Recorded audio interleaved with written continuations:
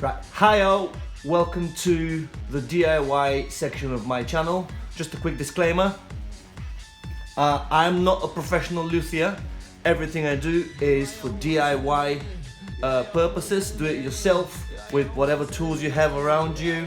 I don't aspire to be a professional luthier, but everything I post on my channel actually works, for me anyway. So it's up to you whether you want to try and see if it's going to work for you.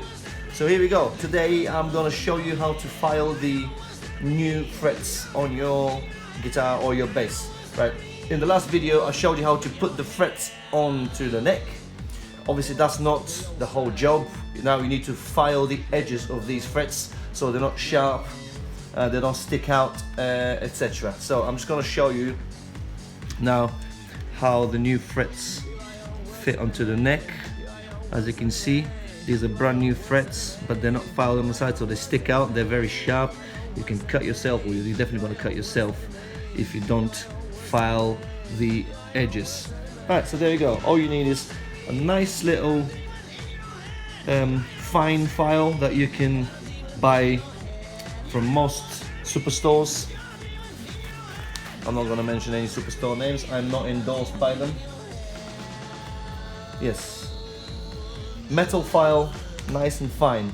What you need to make sure is you do it very slowly and very precisely, because you don't want to be damaging the wood on the fingerboard. I mean, this fingerboard is quite damaged now, but that's how I bought it. This is not an original Gibson. This is a cheap version of a Gibson SG bass guitar. So that's why I'm doing all these things to it. If you have an actual Gibson, I would advise you to take it to a professional for a professional refretting, etc. Okay, let's continue. So what we're going to do now is I'm going to file the sticking edge of the fret. So this edge here,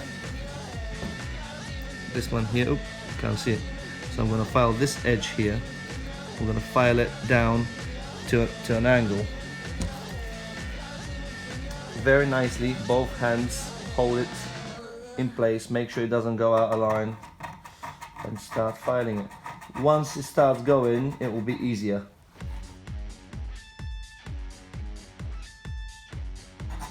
You need to get it down to the very edge of the fingerboard.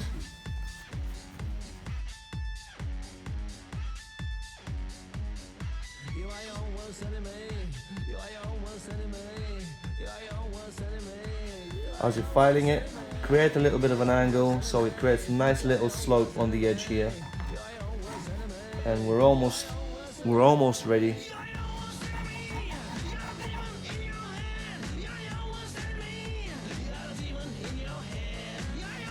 That's nice. Now let's have a look. Get a closer look. There we go. See that? Nice little edge here. Nice little edge. Then what you can do is get some sandpaper. In this case, we have sandpaper 400. Don't know if you can see that. Yeah, you can see that. Make into a little, fold it a bit like this, and smoothen it. This is going to make it smoother and make sure that there's no metal bits sticking out that can hurt your fingers. Yeah, it doesn't look perfect, but hey, this is DIY. That's how it is. There you go.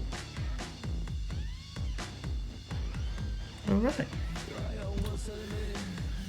This is it for today. Make sure you subscribe. Alright.